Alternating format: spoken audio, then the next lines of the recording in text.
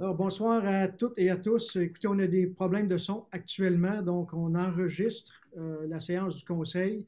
Si en cours de route, les techniciens réussissent à rétablir le son, on va y aller en direct. Sinon, ben, la séance du conseil sera visible demain sur nos médias sociaux. Monsieur Larose, Pour la deuxième période des questions, qu'est-ce qu'on fait? on a déjà une question pour la deuxième période de questions.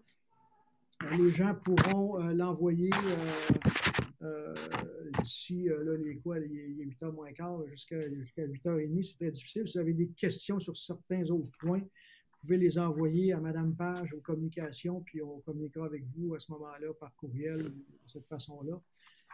Sinon, là, pour l'instant, on n'a pas d'autre façon de procéder, malheureusement. J'aurais aimé mieux que ça se passe autrement, mais c'est des choses qui arrivent. Donc, voilà, je recommence. Je voulais vous souhaiter la bienvenue à cette séance ordinaire du Conseil du 11 janvier, puis aussi vous souhaiter une bonne année 2021, malgré le fait qu'elle commence, ça commence raide, mais je pense qu'on a espoir que ça va aller mieux en cours d'année, puis qu'on devrait finir l'année 2021 beaucoup mieux. On a terminé 2020. Alors voilà, Madame Préfontaine, avons-nous des changements à l'ordre du jour? Oui, Monsieur le maire, on a le report du point 5.1 à la séance de février 2021. Je vais faire la lecture du point. C'est l'avis de motion et le dépôt du projet de règlement numéro 1031-15-2020, modifiant le règlement numéro 1031-2016 tel qu'amendé, relatif à la circulation et au stationnement. Donc, reporté à la séance de février. Merci. Juste avant que je demande l'adoption, je voulais vous dire que, en ce qui concerne le couvre-feu, je veux remercier nos concitoyens et concitoyennes. Il y a eu 91 interventions samedi, 19 dimanche. C'était tous des travailleurs ou en lien avec des parents, des livres d'enfants et tout. Donc, merci de votre collaboration. Alors, pour ce qui est de l'ordre du jour, est-ce que j'ai quelqu'un pour le proposer et l'appuyer? Bien sûr, Monsieur le maire, je le propose. Merci, j'ai un appui. Oui, je l'appuie. Merci, M. Larose. Donc, première période de questions, M. Joyal. Oui, Monsieur le maire, nous avons une question à cette première période et c'est de M. Bertrand Lucier.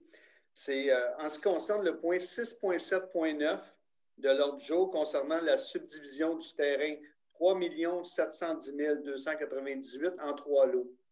Serez-vous cohérent avec votre décision passée de préserver le tracé intégral du concours complet équestre de Bromont en vous prononçant contre? En effet, lors de plusieurs rencontres lors de la sélection du site d'implantation du futur pavillon d'accueil du Parc des Sommets, vous avez été informé de l'importance de ne pas déroger au tracé intégral du concours complet équestre de Bromont. Vous avez choisi à l'unanimité de son importance et avez voté pour le préserver. Si vous autorisez la subdivision du terrain, vous contribuerez directement à l'altération et à l'amputation de la longueur du parcours, ce qui entraînera la recertification complexe du dit parcours de cross-country tel qu'émis par M. Roger Deslauriers. Cette recertification serait onéreuse, prendrait beaucoup de temps et pourrait même nuire à la tenue de cet événement. Serez-vous cohérent avec vos décisions passées? Merci. Merci beaucoup, M. Joyal. Merci, M. Lucier. Écoutez, on frise un peu peut-être le sophisme ici là, dans cette question. J'aimerais peut-être un peu revenir en arrière. Là. À l'époque où on a décidé d'implanter un pavillon d'accueil, il faut comprendre que DJL, qui nous donne le terrain, finalement, avait deux conditions pour permettre l'utilisation de ces terrains-là. La première condition était qu'il voulait conserver l'harmonie avec les voisins limitrophes et aussi qu'il n'y ait pas de conflit avec le monde équestre. À cette époque-là, la ville de Bromont, par Mme Annie Cabana, qui est en charge des sentiers, avait proposé au conseil municipal que l'on installe le fameux pavillon sur le site qu'on appelle le site A, qui était le premier endroit que le conseil municipal avait voté par résolution à l'époque. Par la suite, M. Robert Desourdis nous a suggéré le site B, on l'appelle le site B, situé dans une partie du parcours du concours complet. Alors, il m'avait aussi fait remarquer à l'époque que le choix de la ville n'était pas passé par la table de concertation du Parc des Sommets, et il avait raison. Alors, à cette époque-là, moi, je suis revenu, j'ai demandé aux membres du conseil de revenir sur leur décision et de permettre à la table de concertation et aux membres du conseil municipal de se déplacer sur les sites proposés pour se faire une tête. Entre-temps, Un troisième site a été suggéré, le site C. Les 3 sites ont été visités et les gens ont été invités à voter en fonction d'une grille d'évaluation. Par la suite, il a été recommandé au Conseil d'aller avec la majorité qui, elle, nous demandait d'implanter le pavillon sur le site C, ce qui a été fait. Pour ce qui est des terrains dont il est mention ici, ils appartiennent ni à la Ville, ni à DGL, ni à la SAC, la Société d'agriculture du canton de Shefford. Alors, ce sont des terrains privés et le propriétaire est dans son droit, lui, de faire une demande de subdivision. De son côté, la Ville ne peut pas aller contre une demande qui respecte ce qui est permis dans le plan d'urbanisme. On s'expose à des poursuites. De toute façon, c'est le genre de poursuite qu'on ferait parce que c'est permis de faire cette subdivision-là. Et ce ne sont pas, encore une fois, je le répète, ce sont des terrains privés, ce ne sont pas des terrains privés. Alors, ce sera au promoteur du concours complet, M. Deslauriers, vous avez parlé de M. Deslauriers aussi, aux vendeurs et aux acheteurs de s'entendre et prendre une entente dans ce cas-ci. C'est à eux de discuter de tout ça. J'imagine que M. Deslauriers va en parler aux acheteurs, mais ça demeure une transaction privée dans laquelle la Ville ne peut pas s'immiscer. Est-ce qu'il y avait d'autres questions, M. Joyal? Non, M. le maire, c'est tout pour la première période de questions. Merci. Maintenant, nous passons au point 3, c'est l'adoption du procès-verbal. Donc, adoption du procès-verbal de la séance ordinaire du Conseil municipal tenue le 7 décembre 2020 et du procès-verbal de la séance extraordinaire tenue le 14 décembre. Est-ce que j'ai quelqu'un pour proposer et appuyer l'adoption du procès-verbal? Oui, M. le maire, je vais le proposer. Merci. J'ai un appui. Oui, j'appuie, M. le maire. Merci beaucoup. Affaire des membres du Conseil, c'est l'appui à la candidature de la zone d'innovation de Bromont. Écoutez, vous avez sûrement vu ça dans les journaux ce week-end et je veux vous lire la résolution que je demande au Conseil d'adopter. C'est très important pour Bromont, vous allez comprendre. Donc, il s'agit ici de l'appui de la candidature de la zone d'innovation de Bromont, Technom Québec, Technom pour technologie numérique. Donc, attendu que la Société de développement économique de Bromont, si après nommée la SODEB, a le mandat du développement économique de la ville de Bromont, plus précisément du parc scientifique de Bromont. Attendu que le gouvernement provincial est à mettre en place des zones d'innovation en vue de générer de la richesse et de meilleurs emplois pour l'ensemble des Québécois en arrimant la recherche, l'innovation et l'entrepreneuriat au sein de territoires attrayants à travers tout le Québec. Attendu que selon la vision du gouvernement, les zones d'innovation doivent présenter un projet structurant dans un créneau spécifique et doivent favoriser le maillage entre les universités et les entreprises innovantes dans un territoire défini, offrant une qualité de vie. Attendu que la ville de Bromont tout le Québec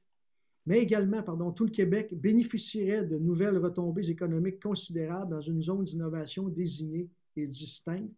Attendu que la ville de Bromont possède plusieurs millions de pieds carrés de terrain à vocation industrielle dans le parc scientifique et que celle-ci investit des sommes importantes dans le prolongement des infrastructures municipales pour viabiliser ces terrains. Attendu que l'Université de Sherbrooke, en partenariat avec Teledyne d'Alsa, Semi-Conducteurs et IBM Canada, ont fondé sur le territoire de Bromont un centre de recherche spécialisé en microélectronique, le Centre de collaboration micro-innovation, qu'on appelle ici le C2MI. Attendu que le C2MI est un maillon essentiel de l'écosystème de la microélectronique du nord-est du continent et l'un des plus importants pôles de recherche au monde dans ce domaine et travaillant de pair avec la majorité des universités québécoises. Attendu que la ville de Bromont a sur son territoire la plus grande concentration de salles blanches au Canada, plusieurs entreprises de grande notoriété dans le secteur de l'électronique, incluant de grands industriels, et ce, depuis plus de 40 ans, et que ces entreprises sont impliquées activement et financièrement dans plusieurs des projets novateurs énoncés dans ce qui constituerait le projet de zone d'innovation. Attendu que le siège social du pôle d'excellence de l'industrie des systèmes électroniques, qu'on appelle l'ISEC, représente plus de 730 entreprises, est situé à Bromont et qu'il offre à la zone d'innovation une représentation provinciale transversale et intersectionnelle dans les différentes régions du Québec. Attendu que la candidature de Bromont pour l'obtention de la désignation de zone d'innovation a été formellement appuyée par de nombreuses entreprises de la région, mais aussi du reste du Québec. Attendu qu'une désignation formelle d'une zone d'innovation dans le secteur de technologie numérique par le biais des systèmes électroniques intelligents représenterait une reconnaissance importante de la part de cette industrie, non seulement au point de vue économique, mais aussi comme un élément essentiel à l'innovation et à la révolution numérique. Attendu que le projet de zone d'innovation de Bromont profiterait à des secteurs d'activité tels que l'aérospatial, le transport, l'énergie, les télécommunications, les sciences de la santé et de la vie, l'agriculture, l'intelligence artificielle, les sciences quantiques et les technologies numériques. Attendu que la SODEB, le CDEMI, la Ville de Bromont ont travaillé conjointement à élaborer et définir le projet de zone d'innovation de Bromont, Technum Québec. Attendu que le projet Technum Québec repose sur 3 orientations, soit accélérer le passage de l'idée au marché dans les technologies numériques, développer le savoir pour propulser l'innovation dans les entreprises, faire de Technum Québec une zone d'innovation attractive à l'international, ceci incluant 18 projets distincts. Attendu que le dossier de candidature de la Ville de Bromont satisfait tous les critères de réussite établis par le ministère de l'Économie et de l'Innovation, alors je demande au Conseil d'appuyer le dépôt de la candidature au ministère de l'Économie et de l'Innovation du Québec pour le projet de zone d'innovation de Bromont, Technum Québec. Est-ce que j'ai quelqu'un pour proposer et appuyer ma demande? Je propose, M. Villeneuve. Merci. J'ai un appui. Oui, je l'appuie. C'est de maintenant, on se croise les doigts et on espère qu'on aura notre zone. 4.2, participation financière de la Ville à la guignolée du centre Marguerite-Dubois. Monsieur Lapensée. Oui, monsieur le maire, avant de parler de la participation de la Ville, j'aimerais au nom du centre Marguerite-Dubois remercier tous les Bromontois, toutes les entreprises qui ont participé généreusement à la campagne guignolée. Il y a un montant de plus de 40 000 $ qui a été recueilli en dons d'argent et en valeur de denrées plus ou moins 5 000 $. Donc, tout ça grâce évidemment à la générosité de tous. Cet argent-là, entre autres, va servir tout au long de l'année. L'argent et les denrées. Les denrées qu'on a reçues, ça correspond à peu près à 25 % de ce qu'on ramasse d'habitude. Et dans le cadre des paniers de Noël, cette année, il y a tout de même eu 200 paniers qui ont été distribués, ce qui équivaut pratiquement à 50 % de plus que l'année dernière. Donc, j'aimerais en faire la proposition. Entendu que le Centre Marguerite-Dubois a pour mission d'accompagner, de soutenir et d'éduquer les gens de la communauté vivant une problématique, que ce soit au niveau de la sécurité alimentaire, matérielle, financière et maintenant de plus en plus psychosociale, afin de leur permettre de retrouver leur autonomie. Attendu que la Ville de Bromont s'est engagée à verser un montant déterminé après l'activité de guignolée pour compenser les pertes entraînées par les contraintes liées à la COVID-19. Attendu que ce montant est de 20 000 $, j'en fais la proposition. Si j'ai un appui. Oui, M. le maire, je l'appuie. Puis peut-être seulement mentionner s'il y a des gens qui nous écoutent, qui connaissent des gens ou qui eux-mêmes ont besoin de services. Le centre Marguerite continue ses opérations. Peut-être pas au niveau du magasin général pour l'instant, mais au niveau des services de nourriture et autres. Alors, ça fait plaisir de seconder. Merci, Mme Ayotte. Puis encore une fois, le centre Marguerite-Dubois fait beaucoup depuis le début de la pandémie. Il faisait déjà beaucoup avant. Mais c'est un partenaire incroyable pour la Ville de Bromont. Puis, encore une fois, on vous remercie pour tout ce que vous faites. 5.2 maintenant, c'est avis de motion et dépôt du projet de règlement numéro 1098-2021 décrétant une dépense et un emprunt de 2 425 000 $ pour le prolongement des infrastructures municipales sur le boulevard de Montréal. Alors ça, c'est dans le parc scientifique. Ça fait partie justement de ce qu'on disait tantôt quand la Ville a investi des sommes importantes pour s'assurer que les services, les terrains soient desservis pour accueillir des entreprises. Est-ce que j'ai quelqu'un pour donner l'avis de motion? Oui, M. le maire, je donne l'avis de motion. Merci beaucoup. À 5.3 maintenant, c'est l'avis de motion et dépôt du projet de règlement numéro 1099-2021 décrétant une dépense et un emprunt de 1 315 000 pour la réfection de l'aqueduc et des égouts de la rue Windsor et une partie de la rue Champlain, ainsi que sur la rue Messier. En fait, ça, tout ce beau projet-là, dans le quartier M. Bilodeau, on le fait en deux parties, dans ce sens qu'on a l'aqueduc et les égouts qui va, qu'on appelle sectoriel, qui est une taxe de secteur, et ensuite, tout ce qui touche le reste de la réparation de ces rues-là va aller à l'ensemble. Donc là, on parle ici d'aqueduc et égouts. Est-ce que j'ai quelqu'un pour donner l'avis de motion? C'est un avis de motion qui va faire plaisir beaucoup de résidents et de propriétaires des quartiers de la rue Champlain, Windsor en particulier, mais ici. Donc, j'en donne l'avis. Merci beaucoup, M. Bilodeau. Ensuite de ça, 5.4, avis de motion et dépôt du projet de règlement numéro 11-00-2021 décrétant des dépenses en immobilisation de 4 200 000 et un emprunt de 4 200 000 ce qu'on appelle à chaque année, on parle de notre emprunt parapluie. Hein. C'est ça, M. Joyal? Effectivement, M. le maire, le terme, c'est un règlement de parapluie, donc qui vient englober plusieurs dépenses. C'est toutes des décisions qui avaient été prises lors de l'adoption du plan triennal d'immobilisation. Donc, en gros, il y a des travaux d'asphaltage et de pavage de voirie. Les plus importants sont la réfection du chemin Grimby pour 1 million, le pavage de la rue Lobinière pour 850 000. Il y a aussi la voie d'accès Compton vers l'église à 100 000 et la voie de service derrière l'école. Donc, il y a du pavage de différentes rues.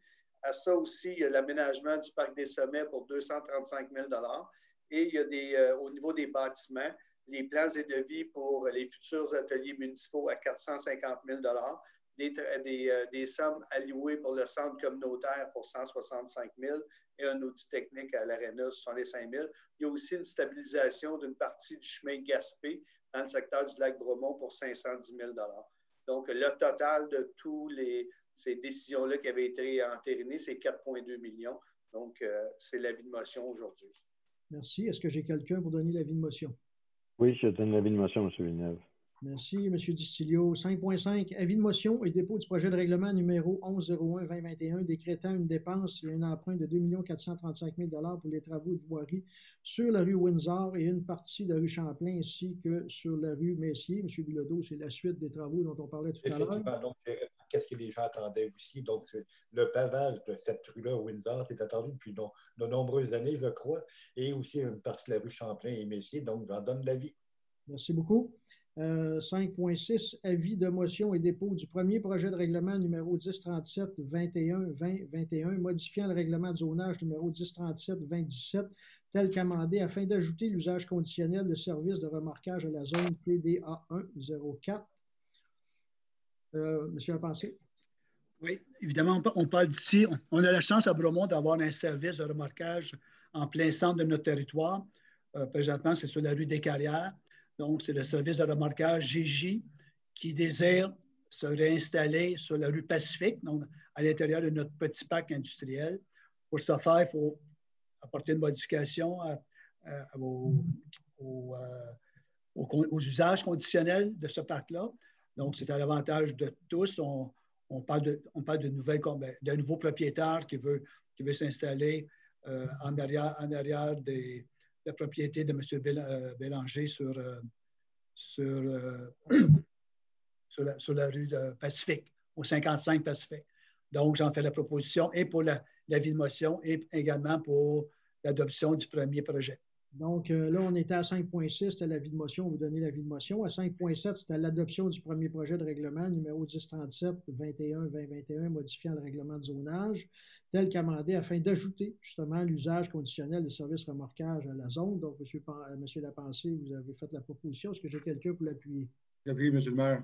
Merci beaucoup, M. Brunel. 5.8, c'est l'avis de motion et dépôt du projet de règlement numéro 1041-03-2021 modifiant le règlement relatif au permis et certificat numéro 1041-2017 tel qu'amendé afin d'ajouter les nouvelles obligations qui découlent du règlement numéro 1088-2020 relatif au paiement d'une contribution destinée à financer tout ou en partie les dépenses liées à l'ajout, l'agrandissement ou la modification d'infrastructures ou d'équipements municipaux. Vous vous souvenez, on a passé avant les fêtes notre règlement sur les redevances. Donc, ce qui est important de rajouter dans tout ça, c'est que quand quelqu'un, à ce moment-là, va venir pour un permis, il faut s'assurer que ce paiement-là pour les redevances est fait avant d'obtenir le permis. Alors, est-ce que j'ai quelqu'un pour donner l'avis de motion? Oui, M. le maire, je donne l'avis de motion. Merci. À 5.9, c'est la suite. C'est l'adoption du projet de règlement numéro 1043-2021 modifiant le règlement relatif au permis, certificat 1041-2017 tel qu'amendé afin d'ajouter les nouvelles obligations qui découlent au règlement numéro 1088-2020 relatif au paiement d'une contribution destinée à financer tout ou en partie de dépenses liées à l'ajout, l'agrandissement ou la modification d'infrastructures ou d'équipements municipal. Donc, M. Distilio, vous en faites la proposition. Je propose, M. Villeneuve. Merci, j'ai un appui. J'appuie également. Merci, M. Brunel. 5.10, c'est l'adoption du règlement numéro 1044-02-2020, modifiant le règlement numéro 1044-2017, tel qu'amendé sur les ententes relatives aux travaux municipaux. Donc, OK, ça, il s'agissait de qu'on puisse nous-mêmes, je pense, Mme la greffière, choisir nos surveillants sur les différents chantiers et peut-être nous en dire un petit peu plus. C'était une correction, je pense, ça, hein, par rapport au règlement. C'est une correction que vous apportiez là. Oui, c'était par rapport à l'application du règlement ou protocoles d'entente qui ont été signés dans le passé. Donc, c'est pour que ces protocoles d'entente continuent d'être en vigueur là, selon la réglementation sous laquelle il avait été adopté et l'application à certaines normes de la nouvelle réglementation. Donc, on appelle ça des mesures transitoires. Merci. Est-ce que j'ai quelqu'un pour le proposer? Oui, j'en fais proposition. Merci, M. Larose, j'ai un appui. Je l'appuie. Merci. 5.11, adoption du règlement numéro 1087-2020 décrétant l'imposition des taux de taxation et la tarification de différents services municipaux pour l'année 2021. Vous savez, à chaque année, on repasse notre règlement sur la taxation. Je vais peut-être laisser M. Joyal nous donner un peu de détails. On reportait les taux à ceux de l'an passé. M. Joyal, peut-être ajouter là-dessus. Effectivement, M. le maire, pour ceux qui n'étaient pas à la séance d'adoption du budget, tous les taux ont été reconduits pour l'année 2021. Donc, en gros, c'est que chaque personne, le compte de taxe ne bougera pas, que ce soit résidentiel, commercial, industriel, c'est les mêmes tarifs, c'est les mêmes taux de taxation. Habituellement, les gens reçoivent le compte de taxe vers le 15 janvier. On va décaler ça un petit peu. Ils vont vous faire être parvenus au mois, peut-être vers la fin janvier, mi-janvier, fin janvier, sauf qu'ils vont être datés du 15 février et le premier paiement va être exigible seulement le 15 mars. Donc, le Conseil a décidé de reporter d'un mois la première échéance et ça va aller comme ça. La première échéance est le 17 mars, suivi du 17 mai, 16 juillet et 14 octobre. Merci, M. Joyal. Donc, ça fait partie des mesures aussi là, dans le cadre de la COVID. Est-ce que j'ai quelqu'un pour proposer ce point et l'appuyer? Oui, M. le maire, j'en fais proposition. Si j'ai un appui. Oui, je l'appuie. Merci, M. Larose. Maintenant, dans les affaires courantes, finances et trésorerie, à 6.1.1, c'est l'adoption de la liste des comptes à payer au 31 décembre. M. Distilio. Oh, votre microphone est fermé, M. Distilio. Excusez-moi. Effectivement, je vais vous lire les montants. Il y a 63 000 à Industrie Atlantique pour la fourniture et ponceau d'acier, 739 000 à Financière Banque nationale pour une échéance de dette, ainsi qu'un montant de 50 000, 46 000 à Desjardins Sécurité financière pour une échéance de dette aussi, 69 000 à Excavation Saint-Pierre et Tremblay pour la réfection des rues Joliette et Papineau, 404 000 à Bertrand Artiguy pour les travaux de réfection de la rue Montcalm, 218 000 à Eurovia Québec Construction pour le pavage majeur et petite surface, 1 771 000 à Aérofeu pour l'achat du camion échelle au service des incendies, 87 000 à BFL Canada pour le renouvellement des assurances, 176 573 à Construction Telva pour les travaux en cours à l'aménagement de la place publique. 718 000 à Excavation Saint-Pierre et Tremblay pour la réfection des rues Joliette et Papineau. Ensuite, 54 000 à Action Conservation du bassin versant du lac Bromont pour la restauration du lac. 99 000 aux Amis des Sentiers pour la mise à niveau des sentiers selon l'entente de PSSPA. Et 70 000 à Service Matrec pour la collecte des matières résiduelles. D'abord, j'en fais la proposition, M. le maire. Merci. J'ai un appui. Je l'appuie, M. le maire. Je vous remercie. Maintenant, les points 6.1.2, 6.1.3, 6.1.4, 6.1.5, nous allons les adopter en bloc. Et je vais passer la parole à M. Joyal. Je vais vous demander de nous expliquer chacun des points, M. Joyal, de point 2 à point 5. Ensuite, on demandera une proposition et un appui. Oui, M. le maire. La première, c'est, en fin de compte, les 4 prochains points, c'est de venir approprier les sommes suite à l'adoption du budget du 14 décembre dernier. Donc, le premier, c'est un emprunt au fonds de roulement. Donc, il y a différents projets qui ont été autorisés pour une somme de 544 300 $. Donc, on vient approprier les montants au fonds de roulement et nous, on va se rembourser soit au cours des 3 ou des 5 prochaines années selon la dépense. La deuxième, c'est l'appropriation à la réserve financière des eaux pour financer certains projets. Donc, il y en a pour 676 500 $. La troisième, c'est l'appropriation au poste de revenus reportés des carrières et sablières pour le financement partiel pour le pavage majeur de l'année 2021. Donc, on va faire beaucoup de pavage, mais on a une somme qui est disponible dans le fonds de revenus reportés carrières et sablières. Donc, on va approprier 200 000 $. Et le dernier, c'est l'appropriation au poste de revenus reportés des parcs et des terrains de jeu pour financer certains projets autorisés. Donc, il y en a pour 131 300 $. En exemple, il y a le plan directeur du parc Grégoire pour 48 500 $, le projet de revitalisation de la plage du lac Bromont, 38 000 $, relocalisation sentier C2, 19 800 $ et les travaux de stabilisation de passerelle de la villageoise pour 25 000 $. Donc, c'est des décisions qui avaient été prises lors du budget et on vient officialiser le tout en allant approprier les sommes dans les différents fonds appropriés. D'accord, merci. Est-ce que j'ai quelqu'un pour proposer et appuyer ces 4 points? Oui, je vais proposer 6.1.2, point 3, point 4 et point 5. Il n'y avait pas un corridor de nage là-dedans, M. Joyal, aussi? Le corridor de nage est directement à même les budgets d'opération. OK, parfait, merci. À 6.1.6 maintenant, je veux juste appuyer les 4 derniers points. Ah, c'est vrai, je m'excuse, j'avais demandé l'appui. Merci, M. Larose. Désolé. 6.1.6, c'est l'adoption des prévisions budgétaires de l'Office municipal d'habitation Beaumissisquoi, Mme Mayotte.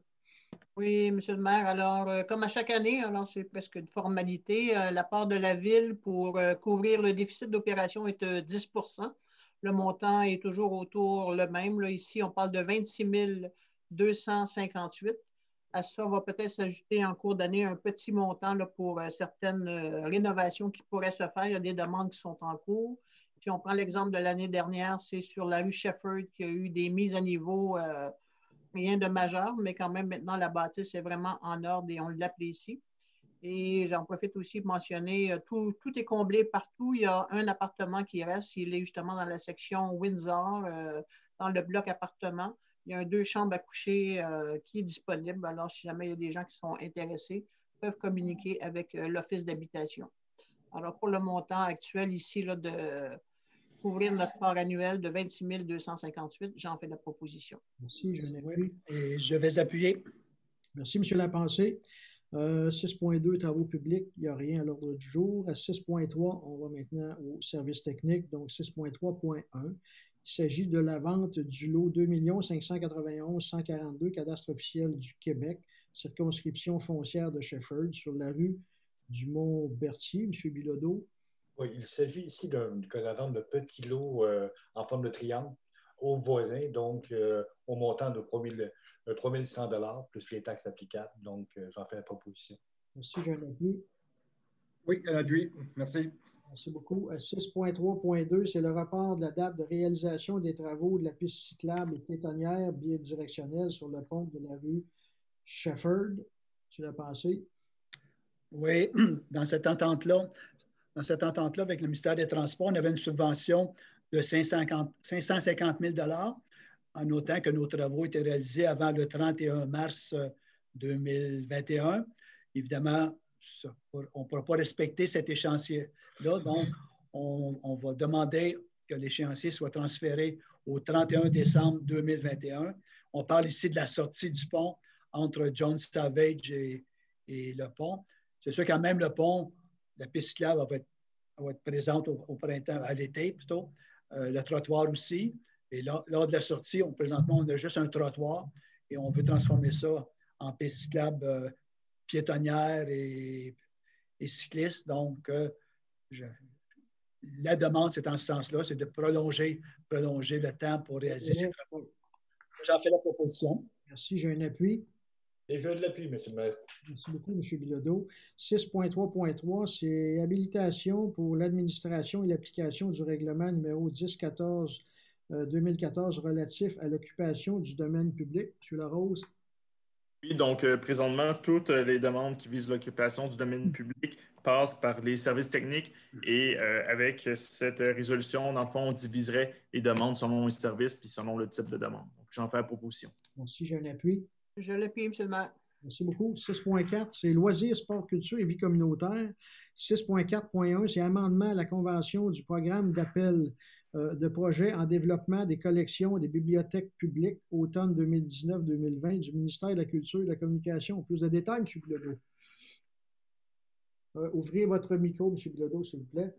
Je rouvre mon micro. Désolé. Donc, comme vous savez, la Ville de Bromont bénéficie d'une aide financière du ministère de la Culture et des Communications de 49 000 $. Suite au début du rapport financier, on nous a informé qu'un montant de 2 066 $ et 66 cents avait été dépensé au niveau des livres étrangers plutôt que pour l'achat de livres québécois. Donc, la Ville doit réinvestir, pour équilibrer le tout, doit réinvestir 2 066 $ et 66 sous pour l'achat de livres québécois.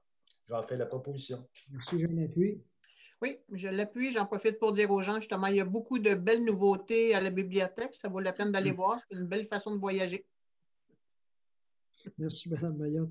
6.4.2, c'est autorisation à déposer une demande d'aide financière au Pacte Brome-Missisquoi 2021 de la MRC Brome-Missisquoi pour le projet d'agrandissement de jardins communautaires écologiques, les coccinelles de Bromont. Tu l'as pensé?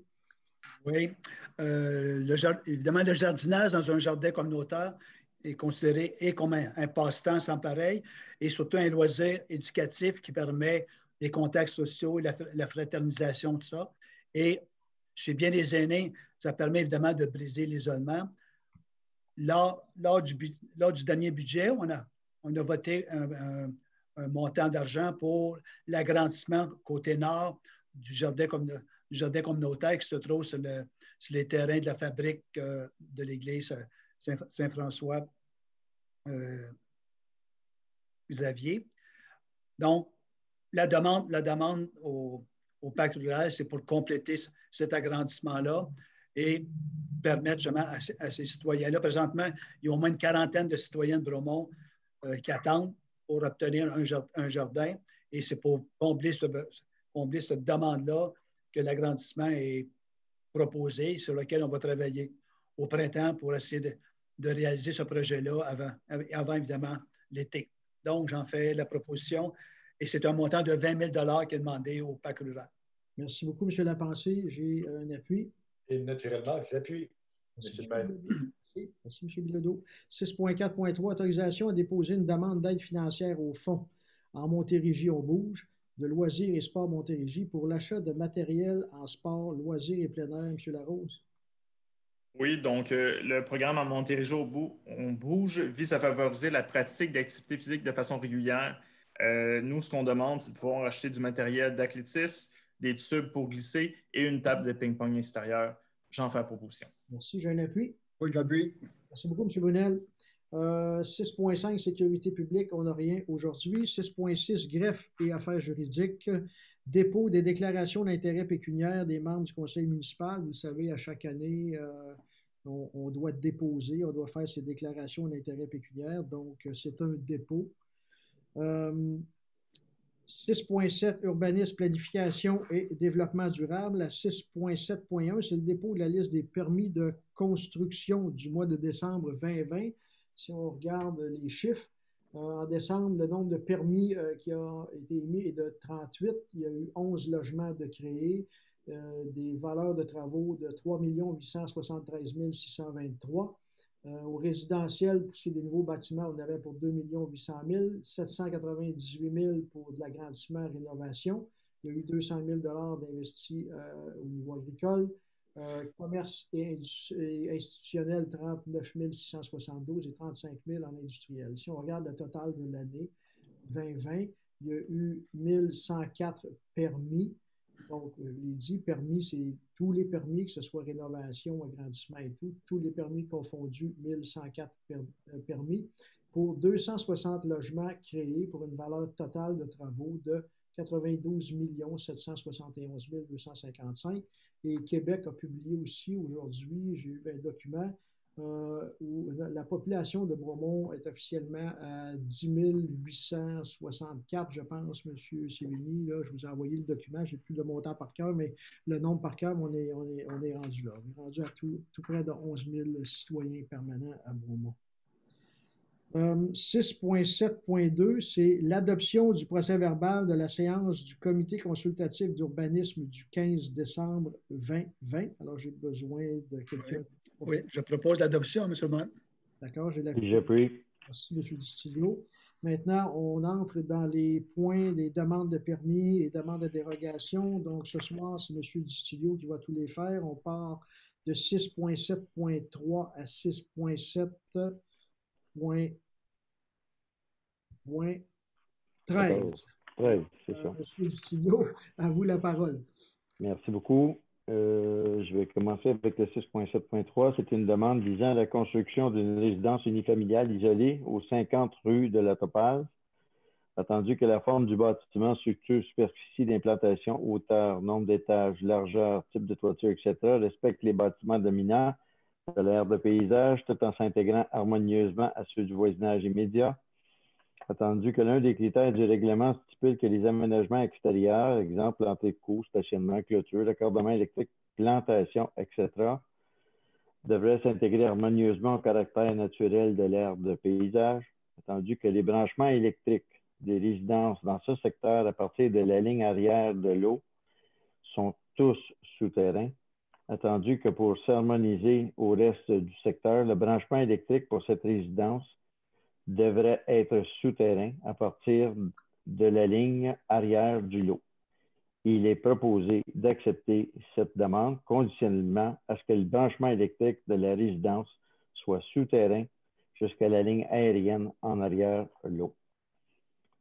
6.7.4, c'est une demande de dérogation mineure afin d'autoriser la construction d'une résidence unifamiliale isolée à une distance de 2 mètres de la ligne latérale droite au lieu de 3 mètres minimum et ayant un empiètement de 3 mètres, c'est-à-dire le coin arrière droit du bâtiment, dans une bande de protection riveraine de 10 mètres, le tout tel que stipulé à la grille des spécifications de l'annexe C et à l'article 209, respectivement, du règlement de zonage numéro 1037-2017 au 500 rue Marcel R. Bergeron, dans le district du Mont-Brome. Est-ce que Mme Préfontaine, on a eu quelques commentaires concernant cette demande? Aucun commentaire, aucune question pour les dossiers de dérogation mineure ce soir, M. Distilio. Merci, Mme Préfontaine. Attendu que le terrain faisant l'objet de cette demande est affecté par des contraintes naturelles, bande riveraine, milieu humide, attendu la forme irrégulière du terrain, attendu que le Conseil reconnaît l'importance de la protection des milieux humides dans tout projet de construction, attendu que ces contraintes étaient connues par le demandeur au moment de l'achat et que le projet aurait pu être adapté en conséquence, attendu que ce n'est pas à la Ville d'adapter ses règles à un projet de construction particulier, mais plutôt au demandeur d'adapter sa construction aux règles de la Ville, attendu que le Conseil considère qu'il existe des moyens de rendre le projet conforme à la réglementation municipale en vigueur, il est proposé de refuser cette demande. 6.7.5, c'est la demande visant à la construction d'une résidence isolée au 500 rue Marcel Bergeron. Attendu que le Conseil est en principe favorable au style architectural développé et montré dans le document de présentation du requérant. Attendu que le Conseil est défavorable à la demande de dérogation mineure pour ce projet, il est donc proposé de refuser cette demande. 6.7.6, c'est une demande de dérogation mineure afin de permettre la construction d'un bâtiment accessoire possédant un type de revêtement différent de celui du bâtiment principal et implanter un cours avant sur un terrain ayant une bande boisée entre la construction et la voie publique d'une largeur de 2 mètres au lieu de 10 mètres minimum, le tout tel que stipulé aux dispositions applicables aux bâtiments accessoires à l'article 106 et aux dispositions additionnelles à l'article 106, chapitre 4 du règlement de zonage 1037-2017 au 15 rue de la Rigole dans le district de Pierre-Laporte. Attendu que le futur bâtiment sera entouré d'un couvert forestier dense, attendu l'existence d'une bande boisée d'environ 2 mètres en cours avant, attendu que le chemin d'accès et le stationnement existant rendent difficile la plantation d'arbres pour aménager une bande boisée de 10 mètres, attendu que le Conseil considère que cette demande ne porte pas atteinte à la jouissance par les propriétaires des immeubles voisins de leurs droits de propriété, il est proposé d'accepter cette demande. 6.7.7, c'est une demande visant la construction d'un bâtiment accessoire, garage incluant un abri d'auto, au 15 rue de la Rigole, attendu que le bâtiment accessoire s'harmonise à l'architecture du bâtiment principal, tant au niveau des matériaux, des formes et des volumes, il est proposé d'accepter cette demande. 6.7.8, c'est une demande de dérogation mineure afin d'autoriser l'implantation d'une serre agricole en toile de 135 mètres de la voie publique au lieu de 150 mètres minimum, tel que stipulé à l'article 69 du règlement de zonage 1037-2017 au 81 chemin Belleval dans le district d'Adamsville. Attendu que la serre est située dans un secteur agricole, attendu que le bâtiment est à plus de 100 mètres de la voie publique, attendu que le Conseil considère que cette demande ne porte pas atteinte à la jouissance par les propriétaires des immeubles voisins et de leurs droits de propriété, il est donc proposé d'accepter cette demande. 6.7.9, c'est une demande visant la subdivision du lot, 3 710 298, afin de créer 3 lots résidentiels sur la rue des Lauriers. Attendu que la forme et la limite des lots sont adaptées à la topographie et aux caractéristiques naturelles du terrain et contiennent une superficie suffisante pour permettre la construction de résidences unifamiliales isolées, il est proposé d'accepter cette demande. 6.7.10,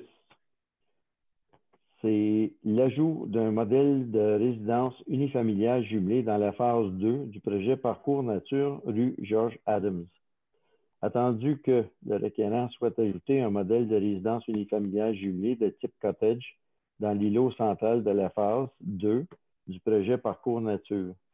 Attendu que ce nouveau modèle s'intègre aux autres modèles déjà acceptés dans le secteur, attendu qu'il serait important de varier entre les 2 modèles de cottage jumelés pour ne pas se retrouver avec un seul modèle de ce type dans l'îlot central du projet, il est proposé d'accepter.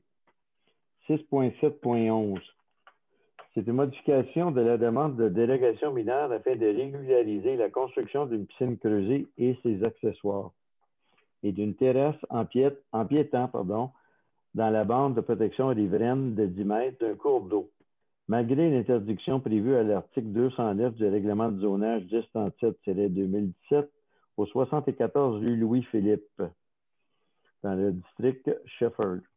Attendu que le Conseil ayant omis de se prononcer sur la terrasse et les accessoires de la piscine dans la résolution numéro 2020-11-611 adoptée le 2 novembre 2020, attendu qu'en plus de la piscine, le requérant souhaite régulariser la localisation de la terrasse adjacente et des accessoires de la piscine, attendu que cette demande ne porte pas atteinte à la jouissance du droit de propriété des propriétaires des immeubles voisins, il est donc proposé d'accepter cette demande. 6.7.12, c'est une demande visant la construction de 4 modèles de résidences unifamiliales isolées pour les phases 2 et 3 du projet Faubourg 1792, rue du Faubourg. Attendu que le requérant souhaite faire accepter 4 modèles de résidence unifamiliale isolée dans les phases 2 et 3 du projet Faubourg 1792, attendu que certains modèles auront des variantes ou options de garage attaché ou abri d'auto, attendu que le Conseil considère que les modèles choisis s'intègrent bien au secteur, attendu qu'en fonction de la fenestration abondante sur le côté, le modèle 1 pourrait ne pas être conforme sur certains lots à cause des façades de rayonnement. Attendu que pour cette raison, le modèle 1 pourrait se retrouver sur les lots de coin ainsi que les lots irréguliers dans les courbes des rues en U au sud du projet. Attendu qu'un des critères d'évaluation du règlement relatif au PIA est de favoriser un concept harmonieux en matière de style, matériaux, gabarits et couleurs, tenant compte de l'ensemble des usages et constructions projetées. Attendu que pour répondre à ce critère et s'harmoniser avec les constructions existantes dans le projet, le métal corrugué ne devrait pas être utilisé comme revêtement principal, mais pourrait être utilisé pour quelques parties du bâtiment pour donner un accent. Il est proposé d'accepter conformément au règlement relatif au plan d'implantation et d'intégration architecturale, c'est-à-dire le PIA, le document de présentation préparé par UMA Design et Architecture daté du 15 décembre 2020, permettant la construction de 4 modèles de résidences unifamiliales isolées pour les phases 2 et 3 du projet Faubourg 1792, rue du Faubourg, conditionnellement au point suivant. Le modèle 1 pourra être construit seulement sur les lots de coin et sur les lots irréguliers dans les courbes des rues en U au sud du projet, et l'acier corrugué ne pourra être utilisé comme revêtement principal des résidences. L'utilisation du bois est privilégiée. L'utilisation de l'acier corrugué devrait être limitée à moins de 50 de la surface des murs extérieurs. 6.7.13. C'est une demande visant à la construction d'une résidence unifamiliale isolée au 74 rue Champlain. Attendu qu'un des critères d'évaluation du règlement relatif au PIA est de favoriser un concept harmonieux en matière de style, ouverture, symétrie, matériaux, ornementation, etc. Attendu que le Conseil considère qu'à cette fin, certains éléments de l'architecture de la maison devraient être revus. Attendu que le Conseil considère qu'il serait souhaitable de revoir le projet en uniformisant, par exemple, la hauteur et le style des fenêtres. Il est donc proposé de refuser cette demande. Bon, M. Villeneuve, je vais proposer de 3 à 13 inclusivement. Merci, j'ai un appui. Oui, et je vais l'appuyer, M. Villeneuve. Merci, M. Lapensée. Vous avez pris congé ce soir, M. Lapensée? Oui, monsieur. OK. On est à 6.7.14 maintenant. C'est le renouvellement de l'adhésion à l'organisme de bassin versant de la Yamaska, donc OBV Yamaska, pour l'année 2021. Madame Mayotte. Oui, M. le maire. Alors, depuis longtemps, la Ville est membre de l'OBV Yamaska, un organisme régional qui accompagne les municipalités, les MRC, là, dans la gestion intégrée des ressources d'eau, évidemment la Haute-Yamaska, entre autres. Et cette année, on a 2 beaux projets qu'on va travailler avec eux. Un au niveau d'un comité là, pour la gestion de l'eau potable. On va travailler avec l'OBV là-dessus et d'autres partenaires de la ville, ainsi que faire des jardins d'eau de pluie dans certains secteurs là, où les eaux pluviales sont problématiques. Alors, on va travailler avec eux également là-dessus. Alors, pour renouvellement, c'est seulement 50 $. Il me fait plaisir de le proposer. Merci. J'ai un appui. Je l'appuie. Merci beaucoup. Maintenant, développement économique, soutien logistique et autorisation d'un prêt d'un véhicule de patrouille pour fin de tournage à la compagnie Walk of Fame Entertainment. M. Bilodeau, on s'en va dans le cinéma. Effectivement, donc on parle d'un tournage d'un film, donc c'est d'autoriser qu'il y ait un tournage de film sur le territoire de la ville de Bromont à 3 endroits particuliers, soit le boulevard de Montréal, le chemin Rosby et le chemin Chouanière. Et aussi le prêt d'une voiture de police ainsi qu'un policier et les employés. Donc, le coût de la voiture, on parle de 150 $ de l'heure. Donc, on parle de 3 heures environ. Et pour les policiers, les membres, donc on parle de 60 $ de l'heure. Et il faut rappeler aussi que le réalisateur, c'est un Bromontois, soit Christian de la Cortina. Donc, je le propose. Merci beaucoup. J'ai un appui. Ça fait plaisir de seconder, M. le maire. Merci beaucoup.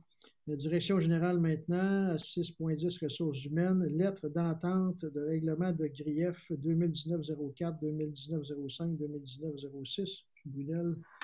Oui, alors, il y a eu une entente entre la Ville suite à quelques griefs par les employés. Alors, on a conclu qu'il y aura maintenant 3 temps partiels à l'entretien ainsi qu'un temps complet pour les loisirs, ainsi qu'un temps partiel aux touristes. Je le propose. Merci, j'ai un appui. Et je l'appuie. Merci beaucoup. Dépôt de documents et correspondance. À 7.1, c'est le dépôt du compte-rendu de la rencontre du comité de transport actif du 26 novembre 2020. Et à 7.2, c'est le dépôt d'une pétition concernant la clinique vétérinaire au 730 rue Sheffer. Vous vous souvenez, ce dossier est revenu 2 fois à la table du conseil. Les principales personnes intéressées dans le dossier ont fait signer une pétition. Donc, elle sera présentée et revue avec le conseil municipal lors d'une prochaine séance de travail. En affaires nouvelles, on n'a rien. En affaires nouvelles, deuxième période de questions, M. Joyal. Oui, M. le maire. Donc, la première question est de Mme Isabelle Paradis qui demande « Allez-vous recommencer à faire des barrages aux entrées de la ville? L'affluence de population provenant de diverses régions met grandement à risque la population d'être contaminée par les zones plus activement risquées. Bien que la station de ski soit un moteur économique significatif pour le village, il est désolant pendant cette période extraordinaire de voir autant de touristes continuer à descendre ici et notre réseau local de santé est à quelques cheveux de la saturation. » Écoutez, merci pour votre question et je vous comprends. Pour ce qui est des barrages, on en a fait plusieurs, des barrages durant la pandémie. Bon, il y a une chose qu'il faut comprendre, quand on fait un barrage et qu'on n'a pas de pouvoir, ça fait des belles dépenses et ce n'est pas toujours très efficace. D'autant plus qu'on ne peut pas faire des barrages à toutes les entrées de la ville, puis des entrées à la ville de Beaumont, il y en a dans les 4 points cardinaux. Et on avait demandé lors du début de la pandémie, quand on commençait à faire des barrages, on a demandé au ministère de la Sécurité publique de nous donner certains pouvoirs. On ne pouvait même pas demander le permis de conduire d'un automobiliste. Essentiellement, on n'avait pas de pouvoir autre que de dire de faire attention. On n'avait même pas le droit de dire à des gens, les obliger à quitter Bromont. C'est ça, c'est important de comprendre ça. Le MSP, depuis qu'on est en couvre-feu, le MSP a demandé aux policiers et aux municipalités, que ce soit la Sûreté du Québec ou les polices municipales, de redoubler d'ardeur pour faire respecter les normes sanitaires. Et c'est ce qu'on fait à Bromont. Donc, pour l'instant, on n'aura pas d'autres barrages parce que ça sert malheureusement pas à grand-chose actuellement. Donc, comme en fin de semaine, il y avait plus de policiers. On a fait entrer des policiers en temps supplémentaire pour bien patrouiller la ville puis s'assurer que tout fonctionnait comme il faut. Voilà. M. Joyal? Oui, une question de M. Maxer. Oui. Au sujet du projet domiciliaire sur le versant des cantons. Plutôt que de continuer à détruire la forêt centenaire, pourquoi ne pas contraindre l'autorisation de la construction de la phase 2 du projet d'arborescence dans la zone voisine déjà déboisée et pourvue de services, routes et égouts? Le projet arborescence se targue d'être éco-responsable. Est-ce éco-responsable de développer des habitations à haute densité dans une forêt ancienne? Est-ce que le projet arborescence devrait-il s'appeler arboricide? Après la suite de projets malheureux de Médicamps, du Sac des cantons, du Club des cantons et maintenant d'arborescence, et malgré les règles sévères apportées récemment par la Ville, il est désolant de constater que ce versant de la montagne continue à être saccagé. Autrefois magnifique, pourvu d'arbres vénérables et de nombreux sentiers, le secteur est maintenant un décor d'immeubles vides, de monticules de gravier et de cônes oranges. Attendu qu'il existe une surface voisine pour accueillir de nouveaux édifices, comment peut-on démontrer que l'abattage de ces arbres exceptionnels sont essentiels à la réussite du projet et ne peuvent être évités? Le règlement municipal d'abattage d'arbres, section 4B. Merci et au plaisir. Merci, M. Serre, pour cette longue question. On va peut-être avoir une longue réponse. On va aller avec ça. Écoutez, ceux qui me connaissent, vous le savez, je ne suis pas très amateur de battage d'âge pour abattre des arbres. Je reviendrai un petit peu plus tantôt. Je sais qu'en raison du déboisement, pour permettre l'édification du projet arborescence, il y a des citoyens qui suggèrent même parfois qu'on suspende les travaux, mais ce n'est pas aussi simple que ça. Je veux juste revenir tout de suite sur la forêt centenaire parce qu'il faut mettre les choses en contexte. Là, je ne dis pas que les arbres qui sont là ne sont pas beaux. Interprétez pas ce que je vous dis. Nous, on a demandé à un biologiste là, de faire le tour. Et où est cet arbre-là dont on parle, là, le roi de la forêt? Il fait partie d'un jeune peuplement. La moyenne d'âge des arbres, c'est de moins de 80 ans. Puis si on regarde l'orthophoto de la ville de Bromont, là, qui date de 50 ans, il n'y avait à peu près pas d'arbres là. C'était très jeune. Donc là, on ne parle pas de forêt centenaire, mais on parle d'une très belle forêt, par exemple. Ça, je suis d'accord avec vous sur ce point. Le projet arborescence, je me suis pris des notes parce que votre question est pertinente, et je vais essayer d'être clair, M. Serre, ce n'est pas simple. Le projet arborescence est la poursuite du projet initialement déposé sous le nom de Versant Ouest. Et ça a été approuvé en 2007. Alors, celui-ci est en développement là, actuellement, le projet arborescence, sur des terrains qui sont constructibles, donc autorisés par les règlements d'urbanisme. Puis, un processus comme celui-là, on ne peut pas le remettre en cause. Comme vous le savez, on l'a déjà expliqué. Ça avait été accordé, ce projet-là. On ne peut pas, du jour au lendemain, dire on revient en arrière. Je vous ai déjà dit que si un projet comme ça avait été présenté à la ville de Bromont là, en 2019, en 2020, peut-être que ça aurait été autrement. Aujourd'hui, il faut essayer de vivre avec ça. C'est pour ça que la ville, se voyant obligée d'accepter un projet, s'est dit on va aller plus loin, puis vous le nommez dans votre question. On est allé beaucoup plus loin dans les exigences. En fait, ça a été le protocole d'entente le plus sévère jamais signé à Bromont, qui va faire aussi office d'exemple pour d'autres projets qui sont à venir. Puis, des fois, je lis des choses sur Facebook, là, comme quoi la ville de Bromont s'en fout, puis on veut détruire la forêt. Je veux dire, là, on va reculer un petit peu en arrière, parce que moi, ça me touche. Sincèrement, là, ça me touche profondément. Moi, je suis arrivé à Bromont en 2011. En 2012, on m'a appelé pour aller faire du tournage d'images dans ce qui devait être le Val 8 à l'époque. On m'a appelé parce que j'avais une compagnie de production, puis j'étais réalisateur, puis je suis allé, puis on m'a tout expliqué ce qui se passait là, puis tout ça, puis j'ai trouvé ça, je n'étais pas d'accord avec ça, puis je me suis impliqué. Je suis devenu président de l'organisme Protégeons Bromont. Ensuite de ça, je me suis fait élire comme conseiller municipal pour continuer à travailler dans ce dossier-là, puis à essayer de faire changer des choses. Puis ensuite, je suis venu à la mairie. Donc, je suis quelqu'un, et le conseil qui est avec moi aussi, on prend l'environnement au sérieux. Donc, la ville, on n'est pas là à encourager les gens à détruire des forêts. On est face à un projet qui était déjà autorisé, qu'on essaie de gérer du mieux qu'on peut. La ville n'a jamais envisagé d'accroître, n'a jamais envisagé de ne pas accroître nos aires protégées. On a, depuis ce temps-là, a été créée la Société de conservation du Mont-Brome. Je ne sais plus à combien d'hectares ils sont rendus d'aires protégées. On a fait l'achat du parc des sommets, donc la face sud, si vous voulez, du Mont-Brome. Il ne faut pas oublier que la ville, par les taxes des citoyens, a quand même investi déjà 3 millions dans ça. C'est beaucoup d'argent. Les citoyens ont mis aussi, en plus, la main dans leur poche pour un autre levée de fonds de 1 million de dollars, mais le reste est venu des gouvernements. Donc, la ville de Bromont n'a pas lésiné sur les investissements au niveau de l'environnement, je pense. Maintenant, quant à l'arbre en question, qui est mature, puis qui est imposant et qui est très beau, puis j'en conviens. Donc, les propriétaires, les promoteurs l'ont vu, cet arbre-là. Il y a une ouverture qui est là, qui existe, à trouver une solution pour le préserver. Pour que ça se fasse, il va falloir qu'il y ait des bâtiments qui soient déplacés avec tous les inconvénients qu'une opération comme ça entraîne.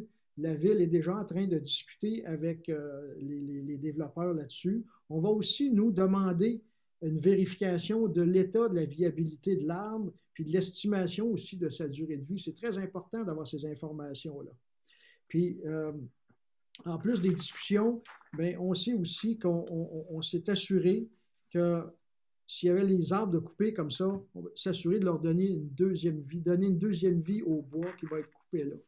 Alors, j'aimerais vous dire ce soir, M. Hussard, écoutez, demain matin, on donne un coup de baguette magique, on efface tout ça, puis il n'y en a pas de développement. On ne peut pas le faire légalement, on se met dans le trouble. Là où on doit travailler, c'est à garder les deux mains sur le volant. Je considère que jusqu'à maintenant, c'est ce qu'on a fait. On va continuer à travailler dans ce sens-là, mais c'est un projet qui a été accepté par le conseil municipal en 2007. Ils avaient le droit de le faire. Ça a été fait à l'époque. On prenait des décisions en fonction de ce qu'on connaissait à cette époque-là. Et puis, il faut faire attention quand on porte des jugements. Donc, aujourd'hui, on est en 2020. On voit l'environnement d'une différente façon. Les décisions se prennent aussi d'une façon différente. Mais là, on doit jouer avec ce qu'on a entre les mains, avec les moyens que nous avons. Puis je peux vous assurer à nouveau qu'on prend ça au sérieux et qu'on va continuer à suivre ce projet-là de près. Est-ce qu'on a d'autres questions, M. Joyal? Oui, M. le maire, une dernière question de M. Christian Blanchette. Oui. À la lecture de l'ordre du jour de la séance du Conseil du 11 janvier 2021, je n'y ai pas retrouvé l'adoption du second projet de règlement 1037-19-2020, modifiant le règlement de zonage 1037-2017 pour agrandir la zone PDA 2-07 pour l'implantation d'une usine de biométhanisation dans le parc scientifique. Y a-t-il eu un oubli ou simplement que l'adoption du dit projet a été reportée à une date ultérieure ou encore annulée? Écoutez, on n'est pas encore rendu là. Ça va arriver à un moment donné ou peut-être pas. On verra. On vous a dit durant les consultations publiques qu'on voulait s'assurer que le conseil municipal rencontre des experts indépendants sur ce dossier-là pour qu'on ait des réponses à nos questions et à vos questions aussi, les citoyens qui ont posé des questions, parce qu'il n'est pas question pour nous d'accepter un projet là qui pourrait mettre en danger la qualité de notre air, nos citoyens, etc. Donc, nous, on doit aller se rassurer avant d'aller plus loin dans le projet et c'est là qu'on est rendu. Donc, ça devrait se faire dans les prochaines semaines, là, qu'on ait une rencontre avec des experts à ce niveau-là. Est-ce qu'on a une autre question, M. Joyal? C'est tout, M. le maire, pour ce soir. Merci. Est-ce que j'ai quelqu'un... Ah, d'ailleurs, je veux vous dire tout de suite que je suis désolé là, pour les problèmes de son qu'on a eu ce soir. C'est pas simple, là. On travaille habituellement, ça va assez bien, mais là, ce soir, on a eu des problèmes de son. Donc, on a quand même enregistré la séance, puis on va pouvoir la mettre sur le site là, dès demain. Même ce soir, je ne sais pas, mais en tout cas, assurément demain. Donc, toutes nos excuses. On va s'assurer que ça ne se reproduise pas pour la prochaine séance.